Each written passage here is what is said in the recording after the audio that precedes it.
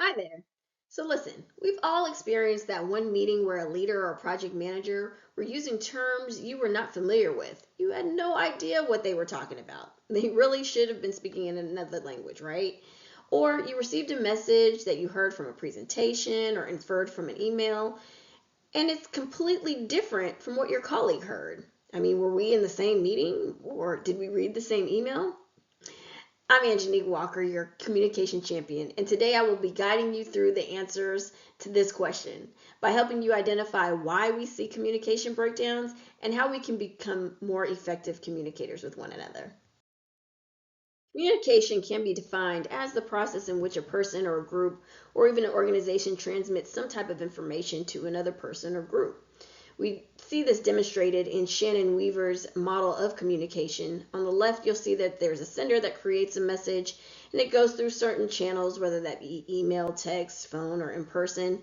Then the receiver receives that message, not after it goes through a bunch of noise and decodation. They have to decode the message. And then they have to interpret it and send whatever their interpretation is back. There are some people who can go through this diagram very well and others not so much. So what happens in between when that message is sent and it's not received the way you intended? Well, the answer to that question is really in the communication barriers that occur during transmission. It's very important that we identify these barriers in order to make sure that we are effectively communicating. We're going to start with noise. Noise is anything that interferes with the intended message. This can be physical noise, thoughts, emotions, some biases. Noise consists of all things that can make it hard for a receiver to interpret a message that they're receiving. It's also jargon, acronyms your company may use. Georgia Tech loves to use acronyms. GTRI, OHR, GTPE. What does all of this mean? If you're new to the organization, you would have no clue what we're talking about during certain conversations. So jargon really makes it very difficult to receive the information that's being transmitted. Poor listening, self-explanatory. There's also selective perception. This is where people read into things or interpret meanings from a message that confirms their own existing beliefs or values, dismissing any information that doesn't align with those beliefs or values. This really leads to misinterpretation, disagreements, and anything else that could affect effective communication. There's also a difference in meaning. This is when you say something and it means one thing to you, but another thing to someone else. This could be right, like right direction, or right confirming you are correct. Either way, these are all barriers in effective communication. Using examples from John Maxwell's The 21 Indispensable Qualities of a Leader, in order to mitigate for these type of communication barriers, there's a few steps that you really need to take. The first is to simplify your message. Don't use fancy or complex words or jargon. The best way to connect with others is to speak in words and in a way that they can easily understand what you're saying. It's more important that your message is clear and easy to follow rather than to show others that you have a thesaurus at home. Step 2. See the person or know your audience. As you prepare to communicate with an individual or group, it's important to first ask yourself, who is my audience? What are their interests? What is it that I want them to walk away with? Also, be sure to anticipate any questions that they may have.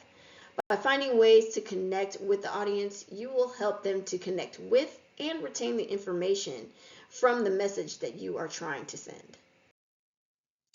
I really love how John Maxwell put in his book that ordinary people become extraordinary communicators when they are fired up with conviction.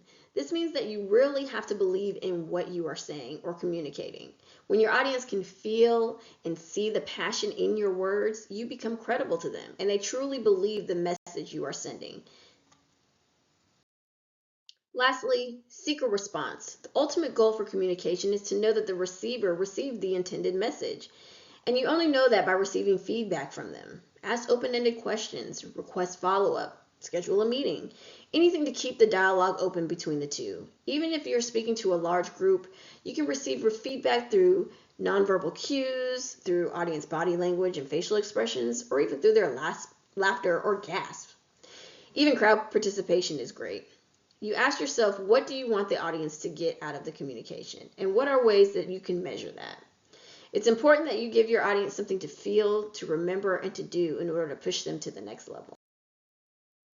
So, what are we really saying here? Well, first we want to make sure that you are clear. Be clear in your communication and keep it simple so that your audience can understand the message and not get lost in a bunch of noise or jargon. Make sure that your attention is on your audience more than your content. Who are they? What do you want them to leave with? How am I connecting to their needs and their wants? And are you walking the talk? Do you truly believe in the message that you are sending? Be sure that you are connected to your message and say what you mean and really mean what you say. People connect with those who are passionate and credible. Effective communication is clear, it's intentional, it's strategic, and people focused. Stay the course, and you too will be a communication champion. Thanks so much for listening.